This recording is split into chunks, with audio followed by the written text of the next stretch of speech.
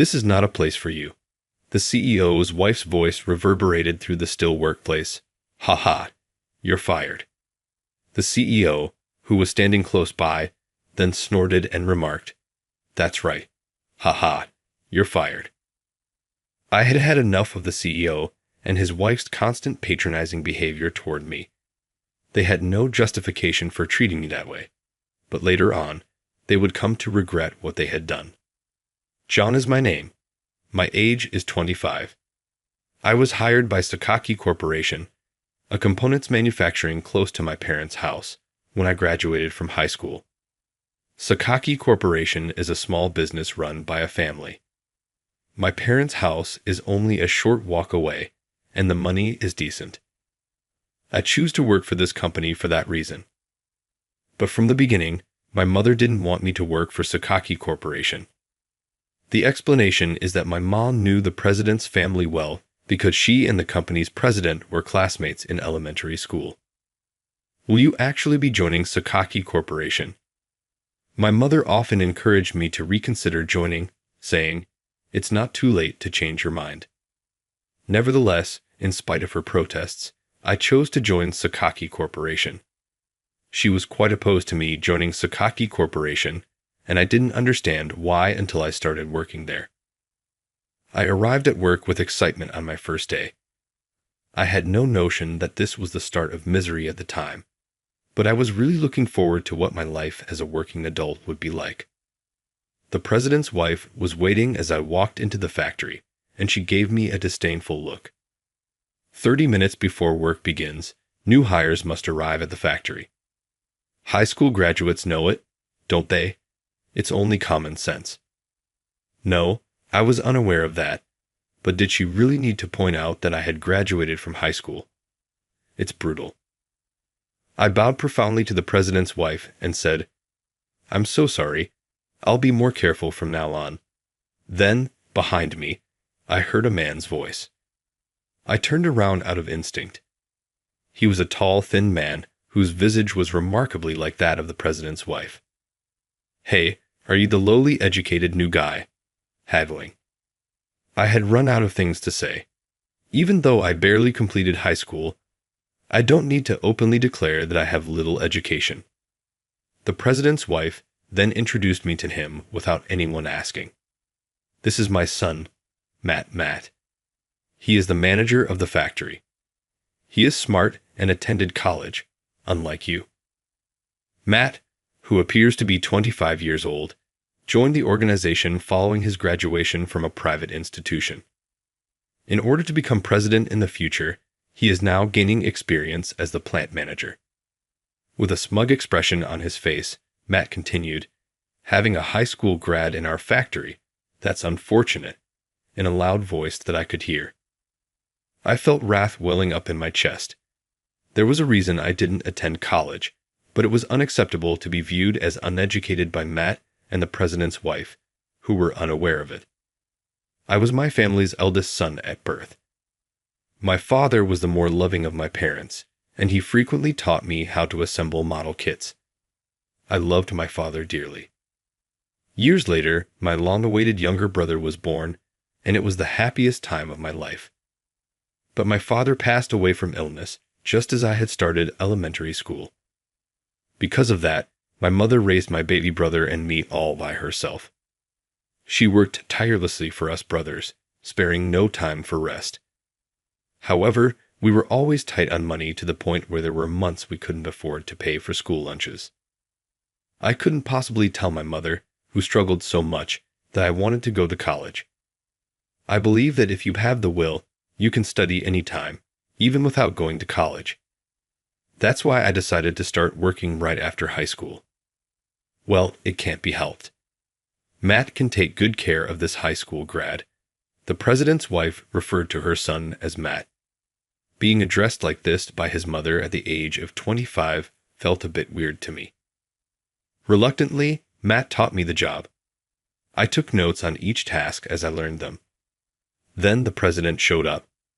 Secretly, I had hoped that the president would be a good person who doesn't judge others by their educational background, but my hopes would soon be dashed. The president was watching my work. "You were a high school grad, right?" he asked. "Yeah," I replied. "Yes, that's correct.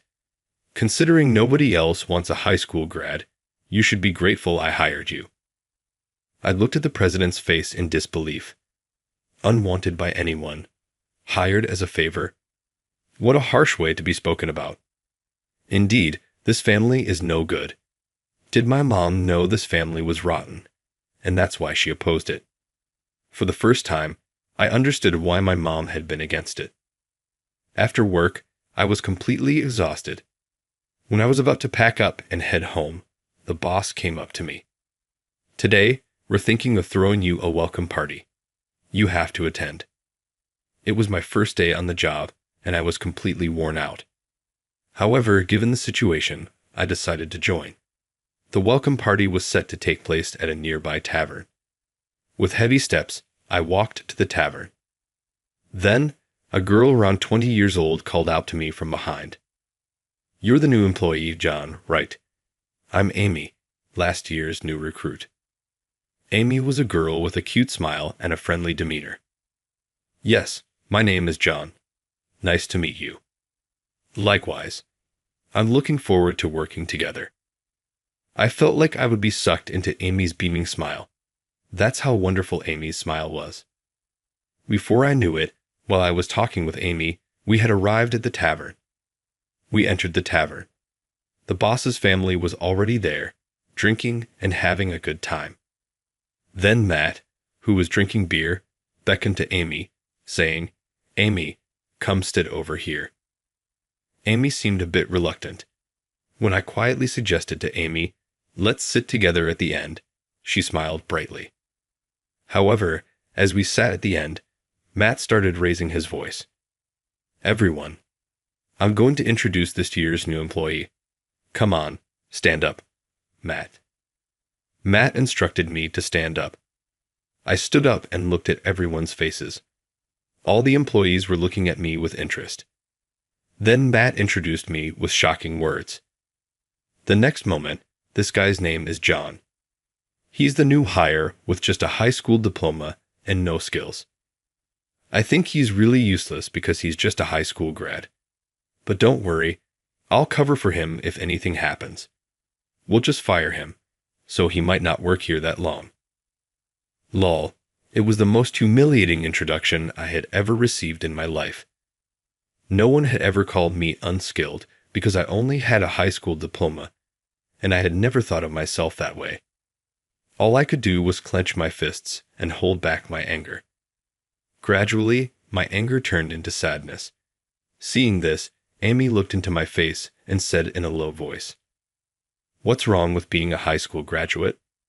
I can't believe someone would say that, showing her anger. Then Matt, in a good mood from drinking, came over. "Hey, I'm the one who sits next to Amy. Move over, high school grad." Matt put his arm around Amy, who was trying to resist. "Amy is going to be my wife in the future. You, a mere high school grad, shouldn't be talking to her so casually." Matt spoke with a sense of pride, but Amy's face wasn't smiling at all. In fact, she looked puzzled. It was clear that Matt was interested in Amy, but the feeling was not mutual. That much was obvious. However, who Matt liked was of no importance to me. Exhausted and worn out, I drank a soft drink before starting to prepare to leave. I have work tomorrow, so I need to get to bed early. That's all I could think about. When I got up to leave, Amy also began to hurriedly prepare to go home. "John, I'll go home with you," Amy said and followed me. Just as we were about to open the tavern door, Matt shouted loudly, "Where do you think you're taking Amy, you high school dropout with no skills?" Amy froze in shock. "It's just a coincidence that we're leaving at the same time," I said. Matt clicked his tongue. We finally managed to leave the tavern. Both Amy and I had tired expressions. The plant manager keeps insisting on going out on a date. I've told him I'm not interested at all. I see. He does seem persistent, but I think it's better to say no if you don't like something. You know, But if I say something wrong and get fired, I won't be able to support my family. Amy started to share her personal story. She was born to a single mother and lived in a family of 4, including her mother and Amy, her little sister, and brother. Amy's mother is frail and unable to work, so Amy works instead to support the family. Despite being around my age, she's so responsible. I need to be more like Amy. Thanks to Amy, I was able to pull myself together. Amy's home was not too far from my parents' house. We talked about work as we made our way home. When I arrived home, my mom was up, waiting for me. My mom was so worried about how my job went that she couldn't sleep. I told her everything that happened today and what was said without holding anything back. Then my mom frowned. That family really is strange. I can't forgive them for calling you incompetent, though. She then told me about the past. When she was in elementary school, the president of Sakaki Corporation was her classmate. Despite everyone else walking to school in groups, the president was picked up and dropped off in a luxury car by his parents. Apparently, his parents would show up at the slightest issue. For instance, during fights, his parents would appear and punish the other party. The president, having been spoiled, always seemed to look down on people. Therefore, it's likely that Matt's tendency to look down on others comes from his parents' influence. I oddly found myself understanding this. My mom said I could quit my job any time, but I felt that if I quit now, I would definitely regret it. So, I decided to stick it out, determined to do whatever it takes. The next day, when I showed up at work, Matt was in a particularly bad mood, probably because I went home with Amy yesterday and he didn't like it. Then the president, noticing this, glared at me. "John, didn't you learn in school not to take what's not yours?" Lol. This is why I dislike high school grads, the president's wife snickered through her nose. I couldn't believe my ears. I have no recollection of taking Amy away from Matt. Moreover, Amy is not Matt's property to begin with. What are these people talking about? I do intend to do my best at this job, but can I really manage? I suddenly felt very anxious. The condescending remarks and terrible attitudes from the president's family continued daily, so the days went by and 5 years passed. I'm still working at this company. The president's family is still terrible to me, but I've managed to develop the ability to ignore it. Even when the president's family said unpleasant things, I learned to let it go in one ear and out the other, which made my job easier. In these 5 years, a few new employees, who are my juniors, have joined the company. 2 of them, like me, are high school graduates. Because of that, the president's family started looking down, not just on me, but on them too. High school grads are just a bunch of incompetents. The president's harsh words were hurting the new employees. I wanted to protect the high school graduate newcomers at all costs, but the 2 of them, who couldn't stand it anymore, both ended up leaving one after the other. It's no wonder they ended up leaving. The president's family kept making snide remarks just because they were high school graduates. And yet, they constantly complained about not having enough employees, as if it were their catchphrase. Really, whose fault is it that we're short on people? Couldn't they offer a few more kind words to the new employees? I was feeling frustrated. Then one day, the president came to the factory in a flurry. He was talking to the person in charge of designing parts. The person looked troubled and shook their head. However, the president started raising his voice. "If this isn't finished, all corporations says they can't continue doing business with us. This company is finished. Get it done by the end of this week. Otherwise, we'll lose to our rival, Brown Industries. All Corporation accounts for a large portion of Sakaki Corporation's profits. It seems we became obligated to develop a new part at the request of All Corporation. If the development doesn't go well, All Corporation will start doing significant business with our rival, Brown Industries. If that happens, our company is done for." Seeing the president clearly in a panic, I felt a sense of crisis. I approached the person in charge of part design. I had the design drawings for the part in my hand. The person in charge looked troubled. Finishing this by the end of the week is just too unreasonable, they sighed. I leaned in to look at the design drawings and then at the person in charge. Is this how the design is supposed to be? Can I try making this part? I asked, a bit excited. The person in charge looked at me with a surprised face. Their expression said it all. There's no way a high school graduate like me could make this part. I've always been good at this kind of work, but this isn't the toy, you know. I understand. Just let me try. There's no harm in trying, I said. It seemed like the person in charge was won over by my enthusiasm.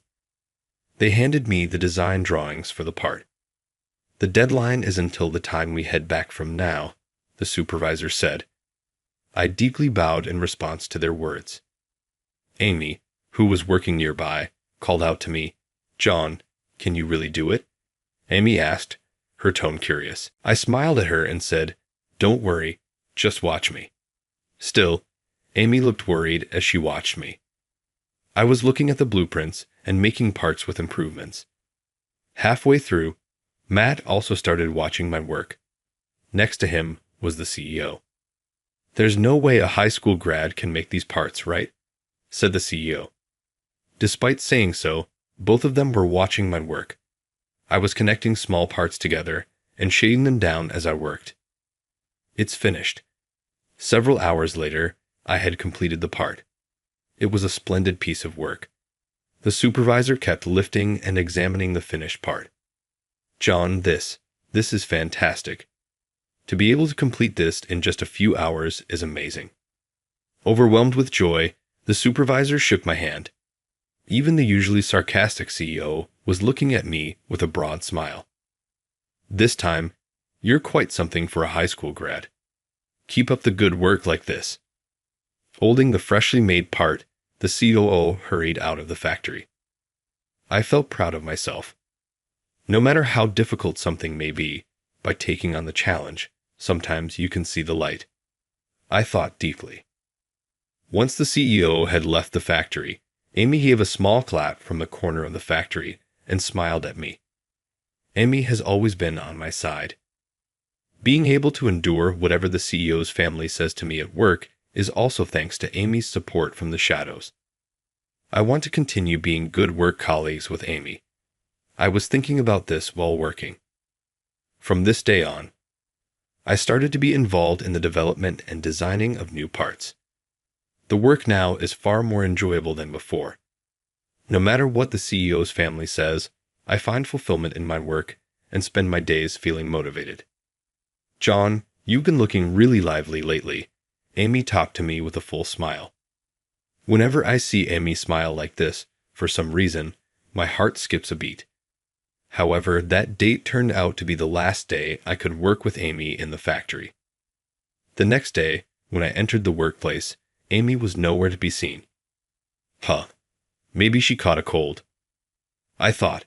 It was strange, but I was sure she would come to work the next day, so I naively thought. But Amy didn't come to the company the next day, nor the day after that. Worried, I sent Amy a message during my break. Are you not coming to work because you're feeling unwell? While I was eating my lunch, I got a reply from Amy. I've been fired from the company. Reading Amy's message, I inadvertently let out a loud voice. The surrounding employees were surprised by my voice. Amy? Fired? What in the world happened? I immediately replied to Amy, You're fired. What happened? I could no longer swallow my lunch. As I put the lid on my lunchbox and started to clean up, I received another reply from Amy. Actually, the information Amy shared was shocking. I couldn't sit still any longer and ran to where Matt was. Factory manager, I need to talk to you. Matt was having an extravagant sushi delivery with the CEO and his wife. The COO and his wife looked at me with obvious disdain. You? How unpleasant. Toby interrupted during a meal. High school grads really lack manners. What the heck are you talking about? Matt raised his voice in anger. I stood my ground and loudly said, Please revoke Amy's termination. Matt looked puzzled. Why should I have to listen to something like that from you? It's none of your business. Her vital work colleague has been fired. I cannot stay silent. Could you please reconsider the termination? The CEO laughed through his nose at my earnest gaze. Why are you so desperate? Could it be that you and Amy are in that kind of relationship? No, I'm just upset that a vital work colleague was unjustly fired. I said, my voice even louder than before. In fact, Amy was fired because she had turned down a marriage proposal from Matt. They were never in a relationship in the first place, so there was no way Amy could accept such a proposal. Amy had declined in the most non-offensive way possible. But for the prideful Matt, being turned down was unacceptable. Shortly after, Amy was fired from the company. This is wrongful termination. I said, if Amy is fired from the company, what will happen to the family she supports? Thinking about Amy, I couldn't help but raise my voice. Whether to accept or reject a marriage proposal should be a personal choice. To fire someone just because they declined is truly wrong. Isn't this an abuse of power? My words made Matt's face turn red. Then the CEO's wife said, stop blaming Matt. You're not needed here. Haha, you're fired too. I had predicted this would happen before I even made my appeal for Amy. However, to be dismissed without even being listened to properly? There's a limit to looking down on someone. The CEO, joining in with his wife, continued the conversation. That's right. Haha, you're fired. Matt was laughing nearby. I was frustrated. However, the thought of finally being free from the CEO's family felt refreshing. See? Don't ever come back, Matt said. With Matt's words as the signal, I left the company without saying anything and headed straight to Amy's house. I told Amy about what had happened at the company today. Amy looked remorseful. You didn't have to say that. For someone like me, if you hadn't, you wouldn't have been fired, she said, looking into my face. However, I smiled and said, actually, there's been a company that's been wanting me to work for them for a while now. It's the job I've always wanted to do, so I'm thinking of taking on the challenge. With that, Amy's face lit up with relief. Months passed, and I got used to the new company. I'm enjoying my work more than when I was at SCK Hockey Corporation. There's not a single person who looks down on me because I'm a high school graduate. The president is kind to me, a world of difference from the company I used to work for. And today is an important day. I was psyched up. John, you're nervous, aren't you? It's okay, because I'm with you, Amy said, handing me a can of coffee. I accepted the can of coffee. Yes, when I was transferring to the current company, I asked the president if Amy could transfer with me. Surprisingly, the president warmly welcomed both of us. Since then, Amy and I have often worked together as a pair. Today, we were supposed to go somewhere. That place is... Excuse us. As Amy and I entered the company, we saw the president's wife and Matt chatting over coffee. Brown Industries has recently increased its sales by an extraordinary amount. We need to step up our game, or we'll be left behind, they said. The two noticed our presence, stopped their conversation, and looked at us. What? You've come back to this company. Unfortunately, you're no longer needed. Really? Please leave, and quickly. The two tried to drive Amy and me out. That's when I handed a business card to Matt. The business card read, John, Development Director at Brown Industries. Matt was shocked and slumped into the sofa.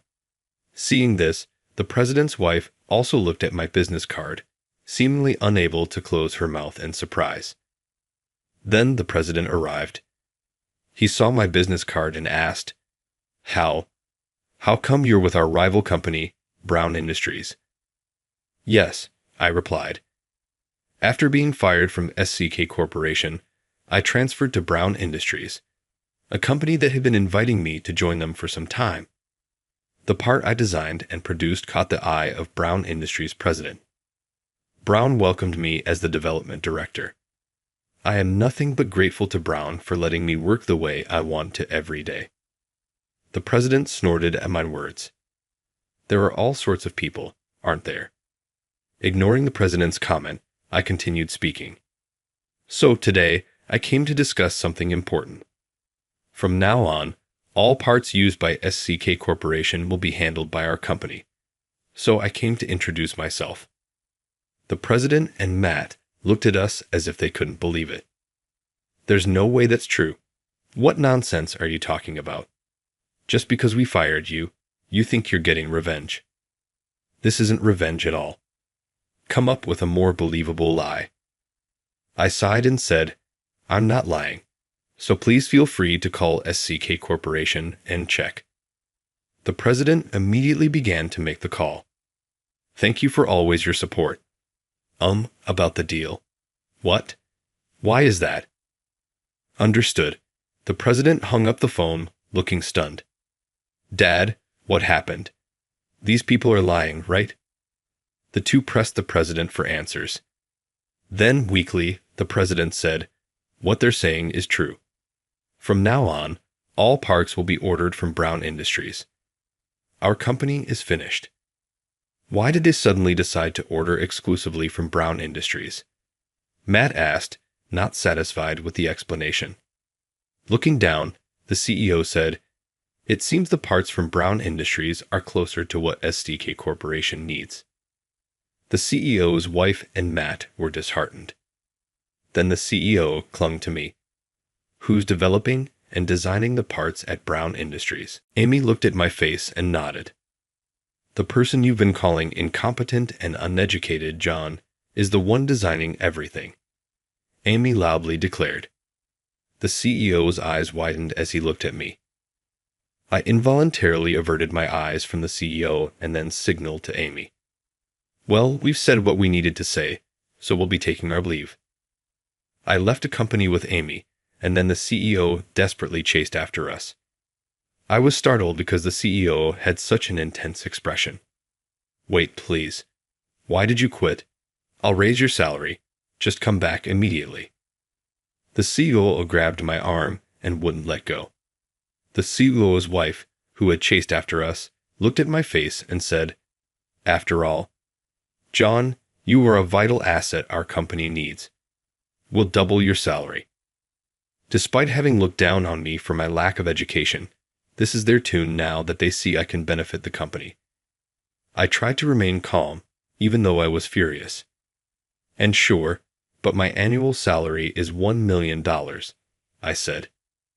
The CEO was so surprised by my words that he sat down right there. Surely, you can't be serious about $1 million. It's true, I replied.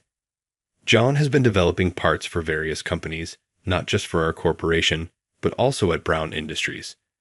Thanks to that, Brown Industries' profits have been skyrocketing. Matt and the CEO's wife fell silent. They both knew that Brown Industries had been doing well recently. That's probably why they were convinced by Amy's story. But still, the CEO persisted in appealing to me. Please, would you consider coming back to my company once more? Amy is welcome to join as well, and I'll make sure you're both treated as executives. Amy and I sighed. After firing John and me, you have the nerve to say that? Amy snapped. It's too late to change your attitude now. We don't want to work under cold-hearted people like you. With that, we left. The CEO's family was stunned by Amy's words. Then Amy pulled on my arm, and we left Sakaki Corporation. From inside, we could hear what sounded like the CEO's cries echoing, but neither Amy nor I ever looked back. That felt refreshing. Now those people won't be showing their faces around anymore, Amy said. I nodded slightly at Amy's words. However, there was one thing that didn't sit right with me. It was about the employees left behind at Sakaki Corporation. Whether the CEO's family went to hell was none of my business, but I did want to rescue the innocent employees. So, I negotiated with Brown to see if Brown Industries could take in all the employees from Sakaki Corporation. Surprisingly, Brown readily accepted my proposal. Shortly thereafter, Sakaki Corporation went bankrupt, and as promised, Brown Industries took in all the employees who had worked at Sakaki Corporation. John, thank you. Now I can take care of my family. The employees thanked me with tears in their eyes. I was really glad I could be of help to everyone. I felt truly relieved. 2 years passed.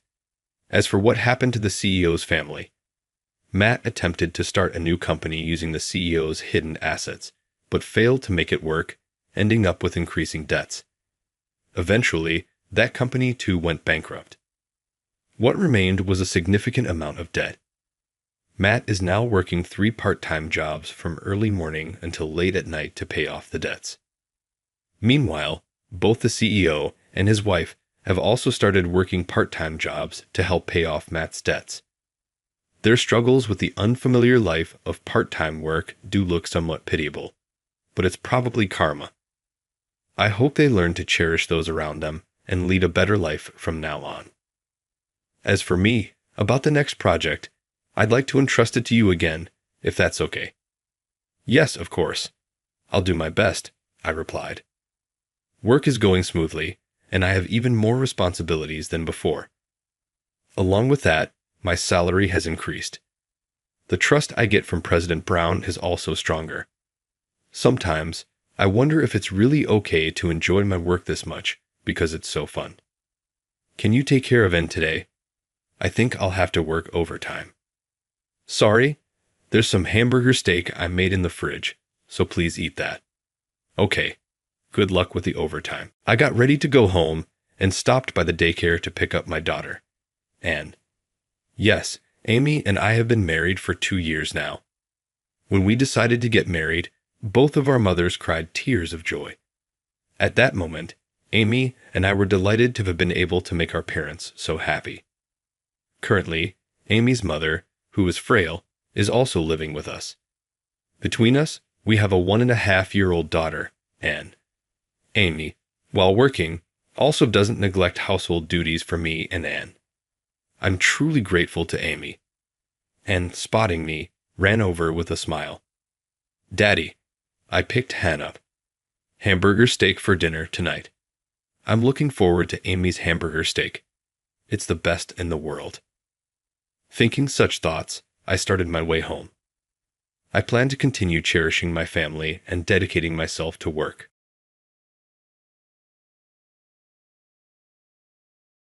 I was sitting in the first-floor lobby aimlessly when I occurred to look in the direction of the elevator.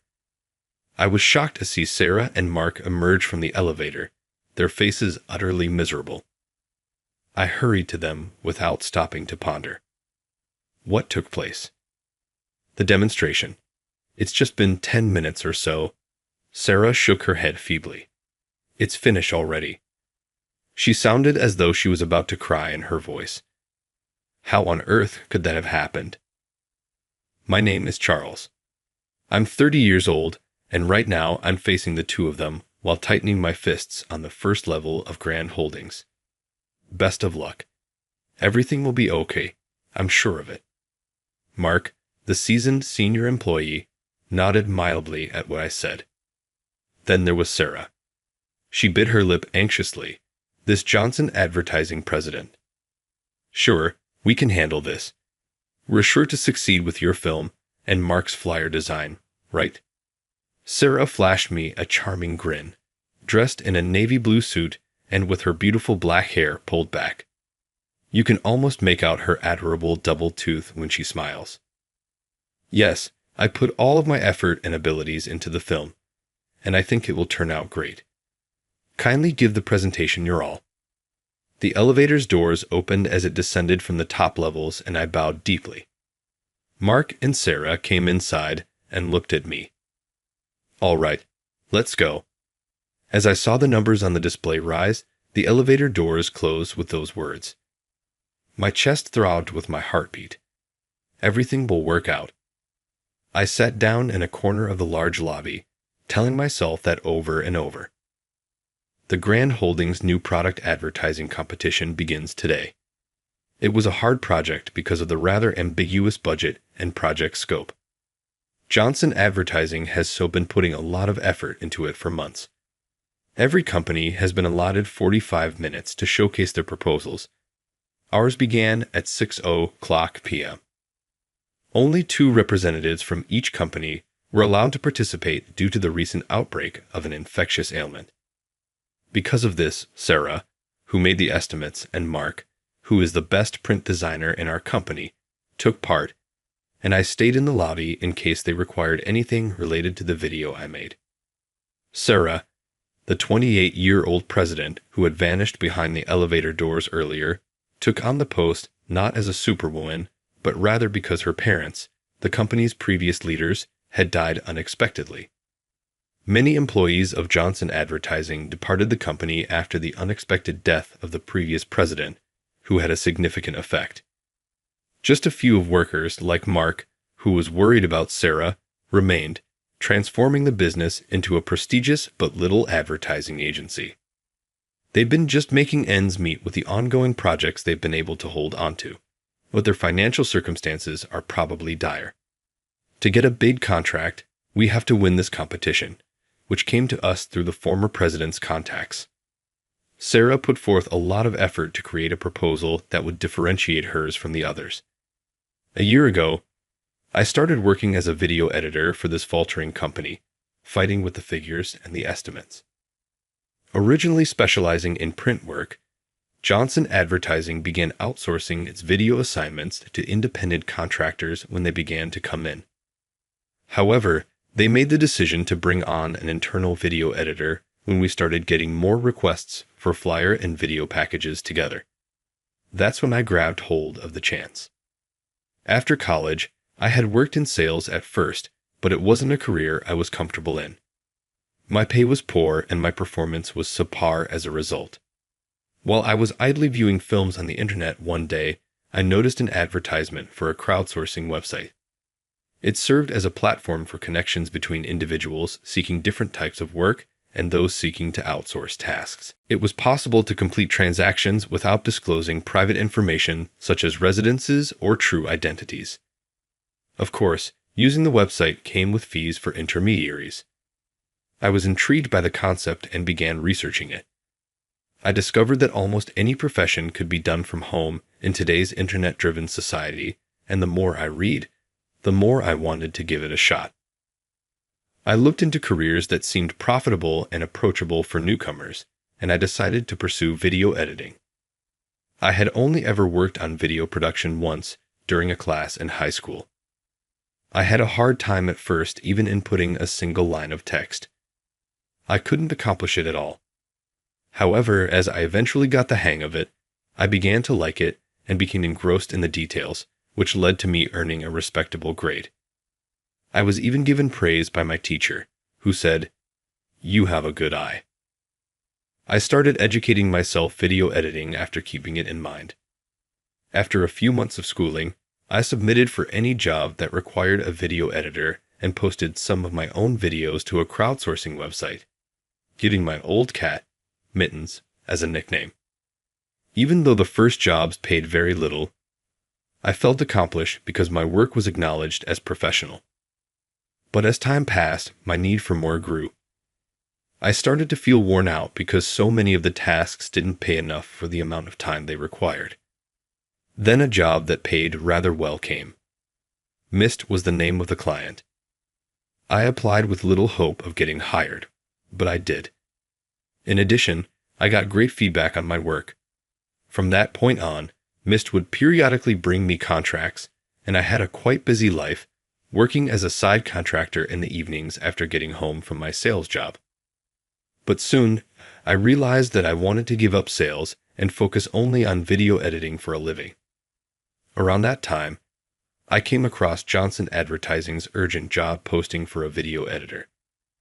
I seized the opportunity and submitted my application and a sample of my work. The movies I made for clients gave me greater confidence, but I was hesitant to show them to others, so I made a new video that included all of my existing abilities. When Sarah watched it, her eyes brightened, and that's how I came to have a happy life working as a video editor at Johnson Advertising. I have fully ceased accepting jobs through the crowdsourcing website since I joined the company. Utilizing the abilities I was now devoting to Johnson advertising for other businesses didn't feel appropriate for some reason. Additionally, there was a chance that those other businesses would eventually turn into competitors. Shortly before that, I got a nice word that they were getting an internal video editor and wouldn't need me anymore. I was positively impressed with the message's thoughtful wording. I thanked them for everything in a similarly considerate note in return. I haven't checked into the crowdsourcing website since. While these ideas were going through my head, I was hoping that Sarah and Mark's presentation would go well. I heard the elevator's arrival on the first floor after what seemed like 10 minutes. I felt that I should at least give them a bow of greeting if it was a representative of the company we were pitching to.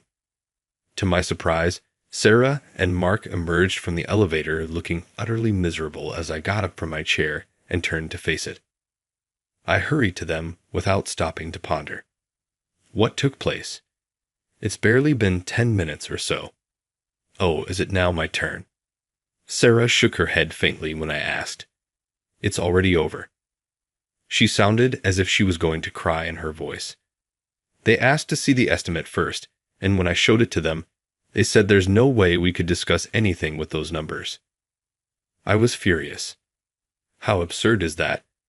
They didn't even bother to look at the flyer or the video, despite though we put so much care and emotion into them. Sarah and Mark both hung their heads at what I said. I apologize. You put in a lot of work, and to our dismay, they didn't even look at my estimate, let alone give us the opportunity to present. They were holding presentation materials, which I took. Sarah's surprised eyes grew wide. There is still a lot of time remaining. I will not stand for it. I don't care how big they are if they still refuse to accept us. Even if they wind up detesting us, I'm okay with not dealing with a firm like that. I swiftly hit the close button after leaving those comments behind and entered the elevator. Sarah and Mark's shocked expressions vanished from view as the door closed, and the elevator shifted gradually. The 10th floor housed the presentation room. The elevator was going up as I nervously watched the numbers grow, when all of a sudden it halted at the 4th floor. Hurry up already. I waited for the door to open, gritting my teeth. When it eventually happened, I saw an incredibly gorgeous woman in person. She stood beside me, bowing slightly. Her subtle perfume smell drifted through the air, but I had no time to get sidetracked by her. I clicked the shut button again immediately after making sure she was on board. I stared at the floor numbers for a moment before the woman started talking. If you keep shaking like that, the elevator might stop. Her comments forced me to wake up. I became aware that I had been tapping my foot tremblingly on the ground. I said, "Sorry," and stopped squirming right away. She gave a quiet smile. "It's all right. The 10th level. By any chance, are you here for the advertising presentation?" A little taken aback, I nodded. At that moment, the doors to the elevator on the 10th floor opened. She called after me as I made a hasty exit. "We are traveling to the same location. Allow me to lead the way." Oh, and I apologize for the late introduction. As she talked, she gave me her business card. I pulled out my own card and gave it to her even though I didn't think I required an introduction or a guide. I was astonished to see the card she had given me. The title manager and the phrase marketing department were printed on it. Manager Sophia. Surprised, I asked Sophia, and she grinned. Yes, I thought I'd drop by since it's almost the end of the presentation time. What do you mean by judging only by the budget without even looking at the content? I blurted out before she could finish. Sophia's eyes grew wide at what I said. What do you mean? I had to reveal the details in a furious tone, remembering Sarah's wounded expression. Sophia's eyes narrowed as I spoke, and she hurried out of the room, leaving me there. I hastened to get behind her. The two guys inside the meeting room, who were finishing up, stared at us in shock when Sophia suddenly burst through the door. Their apparent belief that the presentation was already concluded enraged and frustrated me. What are you doing? There's still an opportunity." With a smile, the two men replied that it was already done. It seems like they were unaware of my presence. Sophia then turned to face me again and apologized, saying, "I'm sorry, but this is going to be an internal issue. Would you mind waiting outside for a short while?" I gave a nod, and she slammed the heavy door. I attempted to listen, but I was unable to hear anything because the door was so sturdy. I decided to just wait for the door to open once more. The door opened after some time, and both men and Sophia bowed profoundly to me. "We really regret any offense we may have caused. Even though you might not want to work for our organization anymore, we would still like to see your presentation if you have the time. How do you feel?" Their courteous apologies surprised me. Obviously. I'll head straight over to grab the others. Sophia said, "Charles." As I turned to go, I had given her a card before, and she had recalled my name. Normally, we only allow 2 representatives per company, but since you're already here, we'd love for you to join us as well. After saying that, it was determined that I would also participate in the presentation. After 5 minutes, Sarah, Mark, and I found ourselves back in the company of Sophia and the 2 men from Grand Holdings. We showed them the concepts for the flyer and video after delivering the estimate, and Sarah spoke confidently as she presented the marketing plan. Following the completion of all explanations, we went on to the Q and a period. It was Sophia who spoke first. What was the reasoning behind this estimate? Sarah answered the question. She clarified that they cut the budget as much as they could and did everything they could to set themselves apart from the competitors since they were desperate to win. She happily remarked that Mark and I both worked rapidly, which resulted in a big labor cost reduction. When she mentioned me in her compliments about her efficiency, I felt a little proud of myself. However, Sophia shook her head and sighed. "It's too low." We looked at one another, bewildered by her sudden statements. "Everything you've shown, even the plan, is extraordinarily well done. Our organization would be ridiculed if we awarded this work at this price. It's that excellent." She was very complimentary about the presentation's content, even though she had harsh remarks regarding the price. I was a little perplexed. I regret for the hostility shown by our representatives before, but I understand why they chose not to read the information. When Sophia said that, I furrowed my brow. They didn't even think it was worth looking at because it was so inexpensive. We all widened our eyes in dismay. The 2 men in charge of the presentation seemed like very capable individuals who had been given this responsibility because of their stellar resumes. They had spent the entire day listening to speeches, so they were likewise worn out. They had concluded in that state that no amount of conversation would matter if the budget didn't correspond. Grand Holdings was searching for solutions that fit within a general idea they had in mind. However, they did not provide us with a budget estimate. No matter how good the presentation was, they subtly indicated solutions that were too costly as being outside of their purview, making it seem like a waste of time. To a certain extent, I could comprehend such mentality. Sophia answered a question I had been having. People tend to believe that if something is too cheap, the quality must also be poor. Sarah was shivering a little next to me. With a focused gaze, Sophia seemed to be emphasizing the importance of not undervaluing your work and not lowering your rates too quickly. Sarah bowed at the firmness of her assertion. The estimate was created by myself. I apologize. I should have known better. We all bent our heads at the same time. I thought I detected a smirk from Sophia. I carefully looked up and saw her gorgeous face with a loving smile. It was a far cry from the furious look she'd worn seconds earlier. We would be inclined to accept this as the final amount, but I want to be respectful of the caliber of your work, particularly the video editing. This is how it ought to be priced. We were shocked when Sophia showed us the figure on her calculator. I suddenly became aware of how little I had been paid for the work I had done on the crowdsourcing website. Sophia giggled a little at our response. We can't declare a winner for the competition just yet, but if we do end up working together, We'll discuss the pricing. As we looked at each other, Sarah, Mark, and I couldn't help but smile. After the presentation, we felt very satisfied and exited Grand Holdings. Sarah buried her face in her hands. The price was too low. How unflattering. The ability to edit videos is genuinely specialized.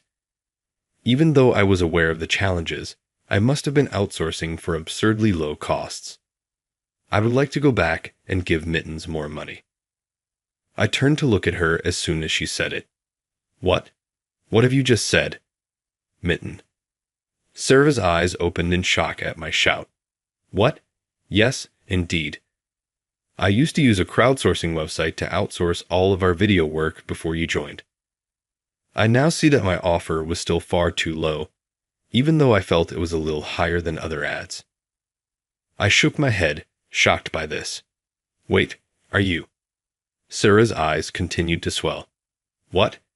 How were you aware of this? Oh no, that can't be true. As soon as I saw how astonished she looked, I said, I'm Mittens. In actuality, you were paying fairly liberally in comparison to others. I was tremendously motivated by it at the time. You usually don't know the genuine identities or addresses of the people you deal with on crowdsourcing websites. If they are so similar, you might be able to tell what state they reside in. But I never thought I would run into a client I had worked with here. I essentially just made the switch from being a freelancer hired on an as-needed basis to a full-time employee. How ironic. The situation was so amusing that I had to laugh. Sarah laughed a little, just like me. I was secretly hoping Mittens would apply when we were hiring for a video editor. I considered contacting you, but you hadn't disclosed your location, and it's against the guidelines to make direct contact. It seems that all along you were in Tokyo. It is strictly forbidden for users of a crowdsourcing site to transact directly with one another without first visiting the site. Employing someone would probably be subject to the same restriction. Everything makes sense now. I started equating each application with Mittens, so you may imagine my surprise when you finally showed up. This guy is as good as Mittens, I thought to myself. Well, of course, it's because it was you. We took some time to reflect on the past and exchanged tales about how difficult some projects had been and how others had felt like we were exactly in sync. Sarah abruptly became serious and apologized for underestimating your abilities. I commit to thoroughly assessing your work going forward. Will you then still support me and give me your strength? My heart raced to her serious stare. I could sense the reddening of my face. Obviously. I'm excited about it. Sarah gave a nice smile at what I said. Thoughts of how much I loved that smile kept coming to me. I picked up the office phone out of habit a few days later when it called. I heard someone on the other end gently exhale as soon as I introduced myself. I appreciate you answering my call. Sophia from Brand Holdings is here. I wanted to express my gratitude for your time earlier. Sitting up straight, I heard Sophia's voice. So what was the result of the competition? As I turned the phone over to Sarah, our president, I swallowed anxiously, but Sophia persisted, saying, After looking through the submissions, we've decided that we would love to work with Johnson Advertising on this project. Are you up for the challenge? I gave a high-pitched fist pump. Every employee in the room looked up at my clenched hand. I'd also like to make our partnership stronger. How about we meet together for a quick meal at some point to better get to know one another? Without releasing the phone from my ear, I exclaimed, Yes. Even though she couldn't see me, she took a deep bow and said, We'd be honored. A few days later, the same group of people who attended the presentation got together for supper at a moderately priced restaurant. To be honest, I was so anxious that I was having trouble tasting the food. But Sophia and the two Grand Holdings men were in high spirits, and each time the topic turned back to the presentation, the guys apologized profusely. I couldn't help but sympathize with them, thinking that Sophia had probably given them a hard time. We were going to go to a bar for another round, but both men had small kids at home, so they hurried back to their families. Mark also made the decision to end the evening, claiming he was done drinking. In the end, it was only Sophia, Sarah, and I going to the pub. I was most anxious about Sophia, so Sarah and I were both on edge and trying not to make any mistakes. However, Sophia seemed accustomed to this environment and naturally put us at ease. Sarah excused herself as the environment warmed up, saying, "Oh, I'll just go to the restroom for a moment," leaving Sophia and me alone. My heart raced in the short calm that followed, as her aroma seemed to get stronger. Sophia asked me, "So, do you have a girlfriend?" as she leaned on her hand and pursed her lips. I shook my head rapidly, not sure how to respond to her query. "I don't possess one." Sophia gave a little laugh. "There must be someone you like then," I asked. Her remark struck a chord with me, and I became agitated. Sophia gave me a fixed look. I wish I were that person. I was dumbfounded and stood there looking surprised. Then Sophia started laughing. "I'm not serious. I guess I'll take my leave now, as I don't want to stay where I'm not wanted." As she talked, she took up the check. "No, let's just cover it, please."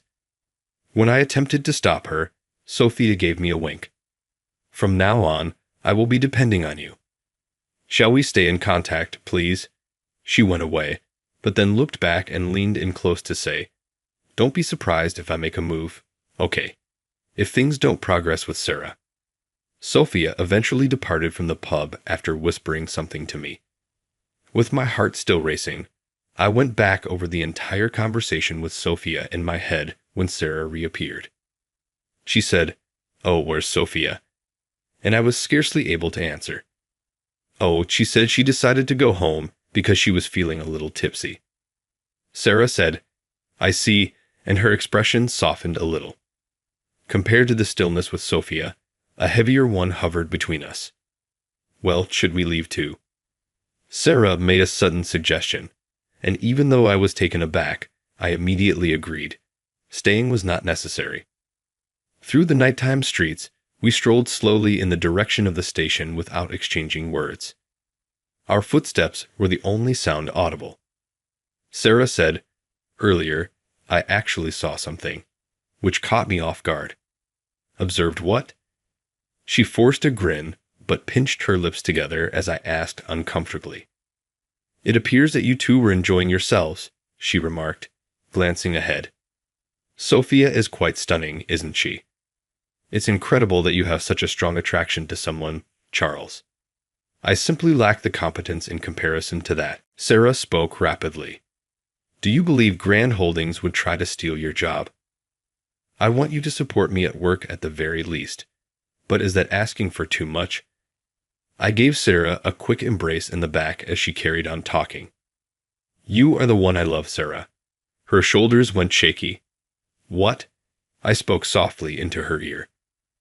"I adore everything about you, including your effortless transition into the presidency, your contagious smile that belies your anxieties, and your endearing grin with your 2 front teeth protruding. I adore everything about it." "Not at all." "My 2 front teeth. My biggest insecurity is that, when the company starts to bring in more money, I have been intending to get braces." I burst out laughing gently. In any case, I'm relieved that business isn't flourishing. Sarah laughed quietly at my lighthearted remark. "Do you really think you want me? Sophia is much more than that." I encircled her tightly in my arms. "Sarah, I want you." Sarah gave me a firm handshake. I'm overjoyed. She grinned as she glanced up at me. "Let's be partners in life and at work from now on." She gave me the cutest smile I had ever seen, her little double tooth showing. After a few years, "Rick, Jake, it's time for lunch. Proceed to cleanse your hands." Our sons Rick and Jake ran out of their room at my call. It was during the middle of the summer break. Elementary school students Jake and Rick were making the most of their break. Thankfully, Lily's kindergarten remained open over the summer, so she didn't have to worry about the break while their younger sister was having her own fun. Sarah and I were married and had a family since then. Our family expanded rapidly, and we were now a 5-member family. I worked from home to take care of things during these extended intervals or when one of the children was ill. For me as the video editor, working from home made more sense than for Sarah, who was fulfilling her role as president of the company. By the time the day was over, I would be home at about 6:00 p.m., Sarah always said. I'll hurry and get dinner ready, as she entered the room, expressing her desire to make dinner herself whenever she could. On the days she could return home on schedule, we waited for her. I had to remove each child from the group as they gathered around her one by one. By now, it was an ordinary sight. Now hurry on. Please be patient for a little while longer. Mom is busy. I led them back to their room so they could clean up. Following that, we followed the same routine. A short dinner, a bath, and a tale read aloud to the kids by Sarah before bed. In the end, it was just the two of us. Is it naive to claim that I get to have Sarah all to myself at this point? Regarding Johnson Advertising, Grand Holdings began sending us regular work following that day. This led to numerous other opportunities, and with a workforce that is expanding, the business is today a reliable mid-sized advertising firm that works on a broad range of projects. Sophia, too. We were invited to the wedding when she eventually married a dashing here. The event was tremendously grandiose, and Sophia looked incredibly pleased, radiant in her bridal gown. I can't help but remember that presentation, which ended abruptly after barely 10 minutes. I may not have been the most professional in my behavior that day. Really, I felt like throwing myself into their office and demanding to be heard. But we wouldn't be in this position now if we hadn't made the effort to present in that competition. My nose was tickled by the mouth-watering aroma of sizzling meat. Sarah's favorite dish has to be the chicken with butter sautéing tonight. The cheerful smell wafted through the home, and I couldn't help but smile as I urged the youngsters to keep cleaning.